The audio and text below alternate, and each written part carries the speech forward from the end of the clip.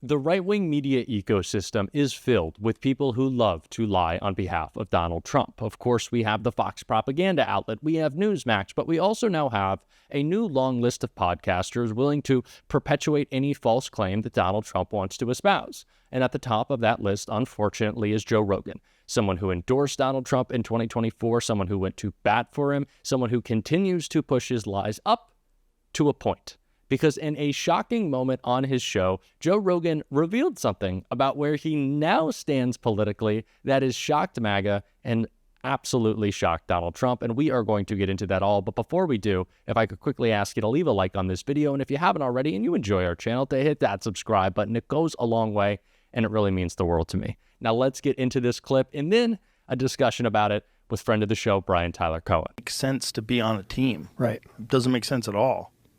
Even for someone like me, like, you know, who, I went to the inauguration, you know, How was that? Bizarre. But I don't consider myself a Republican. I don't consider myself a Democrat either. I consider myself an American. I'm a human being. And there's a lot of things that the Democrats believe that I believe too. There's a lot of things that they say that I say that makes a lot of sense to me. And there's a lot of things that the Republicans say that makes a lot of sense to me too. And the idea that I have to ignore things that make sense to me because it's coming from the wrong team is just stupid. Now, Brian, I could understand why after the first two disastrous weeks of this Trump administration, Joe Rogan, or really anyone for that matter, would be regretting their vote for Donald Trump. But I think there might be something deeper here. So let me ask you a question that I think kind of actually we both know the answer to. Do you think Joe Rogan hasn't picked a side, or is this kind of part of the game that he plays? I feel like this is something that we see as a recurring theme in right-wing media, which is that they try to bolster their independent bona fides, right? By constantly saying that they're not right-wing, and yet everything that we see them do is actually definitely like 100% of what we see them do just so happens to defer to the right. We see it with Tim Pool, who still tries to claim that he's some disaffected liberal. We see it with somebody like Piers Morgan, who is, I mean, if he was any deeper up Trump's ass, he would be able to touch the back of his teeth, and yet still claims that, oh, hey, he's not a right winger. And so I think this is a clever tactic that they use, where again they try to appeal to the majority of people, and the majority of people in this country don't really care about political affiliation. We do see a broad swath of people who are pretty disgusted by both parties, pretty disaffected by politics more broadly. And they know that they have to reach those people. And so this is a branding issue where they say, okay, I'm right wing. I'm going to do everything I can to help right wing. I'm going to completely defer to right wing politicians, even if it means it's to the detriment of left wing politicians. We can get into the reporting about Joe Rogan kind of screwing over the Harris campaign in deference to Trump. But it's a branding issue. This is them saying, okay, what is the best way if I'm on the right? What is the best way to appeal to people that are persuadable and to bring them over to my side while still being able to best relate to people who don't have any partisan political affiliation? And I think this is a deliberate strategy by them to do that. Yeah, and it really helps the branding of both sides because Republicans love a convert. It's why Trump has Tulsi Gabbard, why he's got RFK Jr. And by the way, we do the same thing. Both sides love getting somebody, right? Yeah, that is true, but Republicans especially need it because they don't have a lot to back up any of their claims, their policies, their culture wars, besides, anger, hate, and just, I guess, in Elon's case, greed, corruption. And so they love being able to point to someone and say, oh, they came over to our side. Joe Rogan got pushed out of the left. It's the thing that Elon always posts when he says, I was a liberal before. I was standing right here, and the left was there, and the right was there, and now the left has moved so far. Right. The irony of which is that he has affiliated himself with a political movement that right now thinks that climate change doesn't exist, and the guy owns an EV company. But sure, we've moved away, and Elon has stayed still. Yeah, it's not that, you just decided that Donald Trump is the easiest way for you to go from 400 bill, which is clearly not enough, Brian. It's not enough to have $400 billion. You need 500. But the Joe Rogan thing has also played out in the rest of kind of like the manosphere, as people have dubbed it, with these podcasts that Donald Trump went on. These podcasts that they sure did kind of, he did talk about politics on them, but why I think it was so successful, a lot of what people believe is that Donald Trump seemed apolitical on those podcasts as well. What he was talking about was just kind of himself, kind of bro stuff, talking about UFC, talking about the Yankees or whatever it was. And I think that's what's helped Donald Trump so much with these people like Joe Rogan or Theo Vaughn or anyone else that you want to point to, the Nelk boys. What has helped Donald Trump so much is that these are cultural spaces that appear apolitical, but actually they're just kind of subtly pushing this right-wing ideology while claiming, well, I'm just asking questions, which Joe Rogan loves to do. And there's one specific example that's really stood out to me on Joe Rogan's asking questions bit that doesn't align with him actually asking questions. And I want to check that out in this clip right here. I hope it's true. I hope it's true. They're trying to come up with some sort of a. Zelensky tried to come on. Whoa! Yeah, they tried to get Zelensky on. I was like, "What are you talking about?" When you get an offer for somebody, they must come at your bookers or whatever. Do you like stop and like, hold on, let me think about this, whether I want to be part of the story 100%. Or not, whether it'll be interesting or not? Well, I wanted to stay out of the presidential election shit. Yeah, what happened? So, Brian, pretty weird for the guy who's constantly talking about, or I shouldn't say talking about, lying about the aid we send to Ukraine to not want the president of Ukraine on his show to talk about these things that he loves to bring up. But Joe Rogan loves asking questions. Brian, why doesn't he want Zelensky on a show? I mean, I think you kind of answered your own question. I think right there, and we saw, by the way, as it relates to Zelensky, Lex Friedman did an interview with him and tried to do the whole thing in Russian, and so there are these subtle ways that Republicans will use to try and, to your exact point, like, convert people just by virtue of how they're doing it. And in fact, it's not this like big, inclusive, open-minded conversation. In fact, the way that they're comporting themselves is in effect informing their viewers' political ideologies. And so not having Zelensky on is the decision unto itself. Like that is the game. It's an editorial choice, right? Correct. They're preventing information from even getting to them. They're Correct. preventing the conversation that they claim to care so much about. Yeah, right. No, and in effect, that is the message that they're sending. It's not the one that they're broadcasting. It's not what they're marketing. It's themselves as being, but that is the message that they're sending. I mean, that right there. If you want to make an editorial decision that's going to impact the perception of your viewers, then that's exactly what you would do.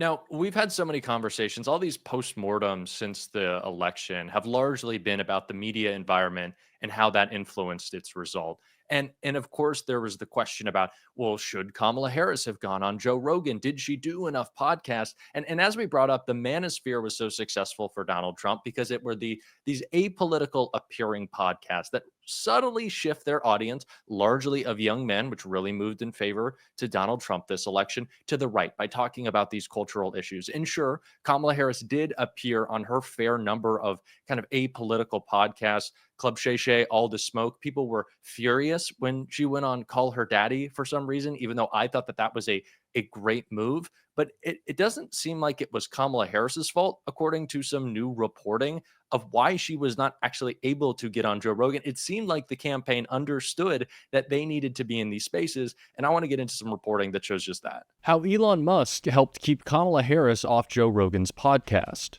A forthcoming book has given new insight into how Kamala Harris failed to land an interview with Joe Rogan during the homestretch of her presidential campaign, and how Elon Musk allegedly had a hand in it. Rogan's team allegedly pulled the plug on the Harris interview mere days before she planned to travel to his studio in Austin, Texas, for what would have been an hours-long, no-topic off-limits interview in late October. The book alleges it was Joe Rogan's friends, Musk and Ultimate Fighting Championship CEO Dana White, two men now squarely inside the MAGA world, who had convinced the world's most popular podcaster to put his differences with Trump aside for an interview. The 3-hour podcast was a hit, with the right, and clips of the conversation went instantly viral, while Rogan canceled on Kamala Harris. So, Brian, it's no surprise that Joe Rogan, someone who, if you watch any of his interviews, is kind of like Donald Trump in the way that the last thing that is said to him is kind of the thing he believes. He doesn't get a lot of pushback. He doesn't really have Right. any real stance on anything because there's not a lot of evidence to back up any of his claims. So he was influenced by Dana White. He was influenced by Elon Musk to go ahead and make the decision to bring Donald Trump on, but not bring Kamala Harris on. So kind of a two-part question here. How do we combat that environment right there where people are just completely unwilling to have Democrats on their shows? Can we push these figures on the right to bring on Democrats? And if not, what do we need to be doing to build our own version of that progressive media ecosystem? Yeah, so I think a few things. One, yes, I think that you can push for these people to go on these right-wing shows. I mean, a lot of these shows pretend not to be right-wing. To our earlier point, they pretend to be right down the middle. They pretend to be, apolitical altogether. And so the fact that the Kamala team was doing it behind the scenes makes it so that they have no leverage to push publicly. If they were to say, well, hold on, you're going to have right-wingers on, but you won't have Kamala Harris on, I think that amps up the pressure on these shows that, again, pretend to be nonpartisan. And so I think that we need to do that. I think the fact that the Kamala team was doing it quietly behind the scenes and doing it in such a way that, okay, we can't go to Texas, because I think in the reporting itself, they were overt about not wanting to go to Texas because they should be in a swing state. But that represents, I think, a misunderstanding of the media environment that we're in. We are in a nationalized media environment. And in fact, it is more helpful, overtly more helpful, to be able to go on Joe Rogan's show where you're going to reach millions and millions and millions of people, especially people in a demographic that you're not doing particularly well in. That's going to be more helpful than one more campaign rally in Eau Claire, Wisconsin, for example. Like, this isn't the 2016 election. I think we have to not just fix the problems from previous election cycles. We have to look at the problems that we're facing in this election cycle. So I know that there was a lot of focus on how Hillary didn't go to Wisconsin. Well, that might have been a problem back in 2016, but right now we're in a different media environment. The Trump team actually understood that. They understood that, okay, I'm going to go to Coachella, California because it's going to get me media coverage. I'm going to go to Madison Square Garden because it's going to get me media coverage in a completely saturated media environment. So I think that we have to get better as well about understanding the environment that we're in and being able to optimize for that environment. For the second part of your question, in terms of reaching culture, I think it's just a numbers game, really. Yeah. I mean, Democrats need, or people on the left need to embrace creators that have a progressive ideology, that have a left of center ideology.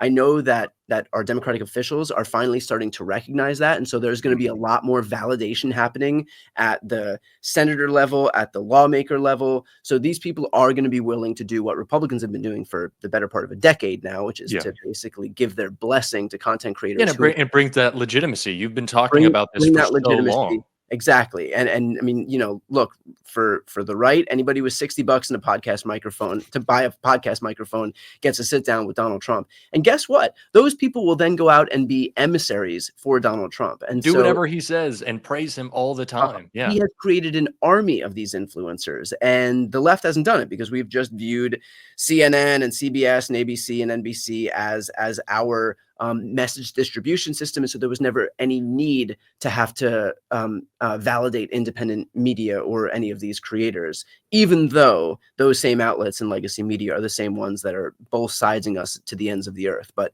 that notwithstanding, and finally, the last thing is I do think that we need to get better as well about embracing this culture space as opposed to just political. I mean, you pointed out just a few minutes ago that when Trump goes on Rogan, like, it's not really about politics, but when Kamala Harris goes on Call Her Daddy, that's overtly political. And so we have to get better at not just feeling like everything has to be minimum wage and healthcare and reproductive rights. Those things are important, but the fact is that we have to make sure to reach people who aren't going to tune in if it's overtly political. The people who bump into politics through their culture, people who are Exactly. having these conversations every day. And Brian, I know you are the busiest guy in politics, so I'm going to let you go. But I have one more question because you Sure. brought it up, and it's just so important. Like you just said, when Trump went on Rogan, they were talking about more cultural stuff. And I think it's that cultural stuff that does the work of keeping our politics and our agenda relevant year round, right? We've talked about how organizing can't be a practice that just happens 2, 3 weeks before the election. We can't just be turning people out. But if we look at that through the lens of the media environment, we need these cultural issues, not culture wars per se, but cultural issues that are always breaking through in people's day to day conversations. And Donald Trump and his right wing media ecosystem certainly nailed that really well. They were constantly talking about, or again, like I should say, lying about the way that we are sending aid to Ukraine. They were lying about the state of the economy. They want to call every institution completely broken and against you. And people have bought into that. That is the current state of how people view our politics. And so with that in mind, what is the cultural issue that people talk about in their day-to-day lives without really realizing it's political, not necessarily talking about Medicare for all or raising the minimum wage to X amount or specific substantive policy, but what do you think is the cultural touch point that liberals can be in where when people are having just a very apolitical seeming conversation, we're kind of winning subconsciously? Because I don't feel like we have that issue right now. I think it had. I'm not sure exactly what it is, but I think I've been especially focused, and I think that this administration has put it into particular focus, the issue of class war. And right now, look, a lot of people feel in their everyday lives that they're not that there is a ceiling in terms of how much they can succeed, and a lot of that blame is Republicans have rightly recognized that people have that pain, and so they target the animus toward other people. I'm Mhm. talking gay people, trans people, black people, brown people, women, minorities, poor people, whoever it is, right? But the reality is that this government is largely composed. We have more billionaires in Donald Trump's government than we've ever seen. The shadow president right now is quite literally the richest man in the world. And so Republicans have a vested interest in making sure that your attention is trained on people who look different from you, pray different from you, love different from you, so that you're not focused on the real problem, which is that this is a government that is by billionaires for billionaires. And I think if we can get that issue, if we Yeah. can really focus on that issue, because that really touches everything. I mean, the fact that people don't even trust government is a testament to the fact that this government is created in such a way that it's going to benefit the people who need the help the least, when it should be created in such a way that it's going to help the people who need help the most. Yeah. And there is something there. I think the focus on Elon Musk as this unelected mega oligarch president, shadow president, is going to be an issue that is going to have increased importance. And I think we're going to be focusing on that moving forward, because the For a reality is long time. Yeah. that while this is an aspirational country, there is a sense that this country isn't working for most people, and you could not have a more apt boogeyman or villain than the literal richest man in the world who's pulling the levers behind the scenes. Yeah, and he's weird too. So that helps. It's like the old adage of Republicans say, government is broken and then go in and break it. It's like now Republicans say, don't trust the institutions. They're corrupt because they are corrupting them. We got to point that out. We got to deliver that message. I know that you are doing it every single day, Brian. Thank you so much for not only coming on the show, but really just building this platform. There are so many up and coming creators in liberal media, and it is largely because of everything that you've built. So I just want to say that. Thank you so much, man. I really Appreciate appreciate it. it. Keep up the good work, Jack. Thanks.